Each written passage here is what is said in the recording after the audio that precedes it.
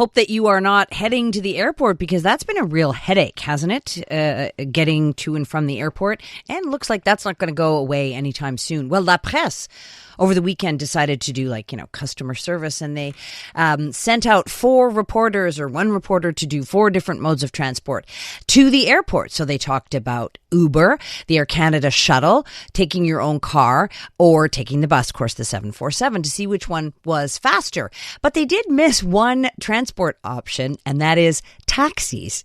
And the taxi industry, let's just say they are not happy. Frédéric Prégent is the president and CEO of Taxelco. Taxelco is like the largest taxi company in Quebec, and owns Théo Taxi, among others, which is the electric fleet that services the airport.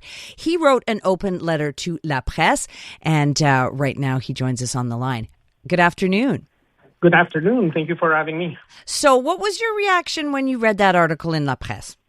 I was actually very surprised that they didn't try the taxi services, because we're probably one of the ones that's been serving the airport for so many years. So I was very surprised that they decided not to go and tested our services to do it. Yeah. So what did you say in the letter?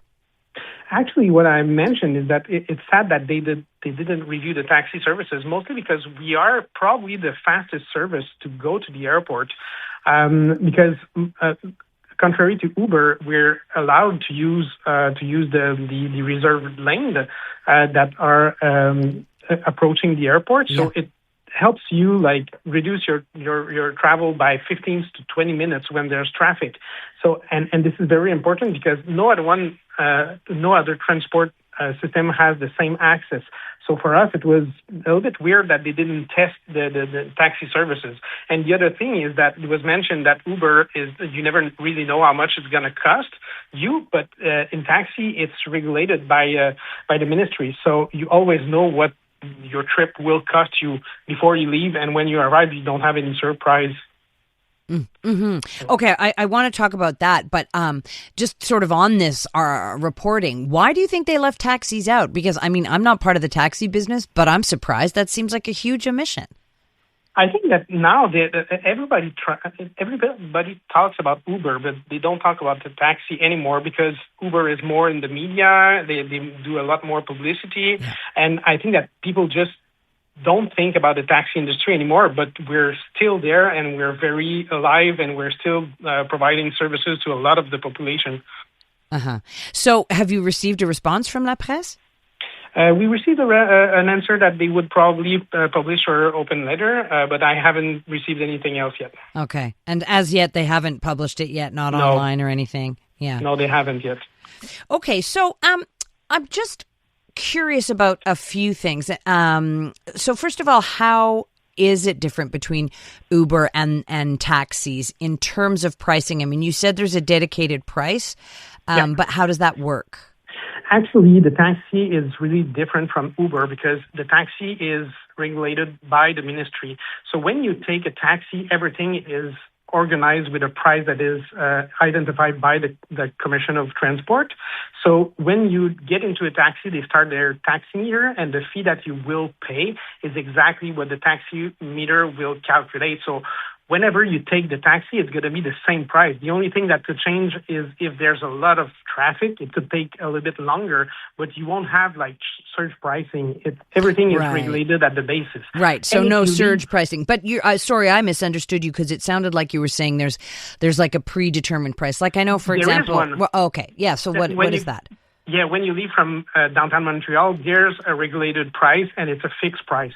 So you will always pay exactly the same price. The limitations are clearly identified as Sherbrooke Boulevard and Vigier Street, and then Papineau, and all the way to Atwater. If you leave from one part of that area, then you're going to always pay the same price. Okay. So I guess my next question is, you say that Uber's in the media more often than the taxis, but I'm wondering if you think the taxi, your company, is doing a good enough job at publicizing that. I'm in the media, and I didn't know that. Yeah, I think it's very complicated, because we do want to advertise this, but it's an industry information that needs to be communicated, and the industry is not very organized. So our network or all of the publicity that we do, we push that information, but we don't have the same mean as Uber has, so we're unable to flood the network with those information. So you could find those information on our website, but yes, we do a little bit less publicity than Uber is doing. But some people. There was a story a couple of weeks ago about now it's becoming really complicated and confusing to take an Uber from the airport, and some people are suggesting that the taxi industry has to do with that, like kind of trying to force Uber out of the market. What do you say to that? It's very hard to say that we need to force out Uber out of the market, mostly because they are established. It's a type of competition that we have in the network, in the industry. I think that Uber brought some good thing with modernization of the whole industry. I think that now what the government needs to do is regulate more the environment of the industry, because it's a little bit too open. So I think that the government needs to invest a little bit more time in reviewing the bylaws and the regulation to make sure that the customers are well served. And what about the taxi drivers? Like I'm getting lots of texts in, people saying things like, "Oh, well, taxi drivers aren't as polite as Uber drivers." And I'm going to say to you, as I'm sure that it just depends on the driver and the day or whatever.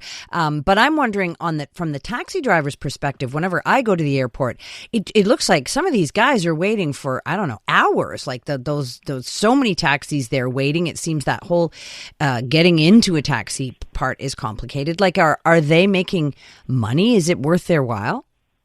I think that the drivers that are working at the airport are well served with the customers that they get. Yes, you're right. They're kind of waiting a lot of times, a lot of empty hours, mostly because you never know exactly when the flight is going to arrive and how long it's going to take for the customers to get out of the flight, go through the border and everything. So that's mostly why there's a lot of taxis that are waiting at the airport to make sure that the customers are well served. But if you look at the work that they're doing every day, they have pretty nice revenues if you look at the whole market, for sure. So one of the things it said in the article is that the driver that the reporter took the dedicated lane that is for taxis and buses, and I guess that happens a lot. I don't know. I'm imagining it must be frustrating when you read things like that. Yeah, it is, but it comes back to the regulation and the regulator as well, because they don't invest enough money in control as well. So those regulated lanes, if they don't have police or controllers to manage them, there's a lot of people that are using it, and this is unfair for the whole industry. Yeah. So we're doing those type of representation with the government for sure. All right, and so but it's been a while now since Uber, and now Lyft is coming in.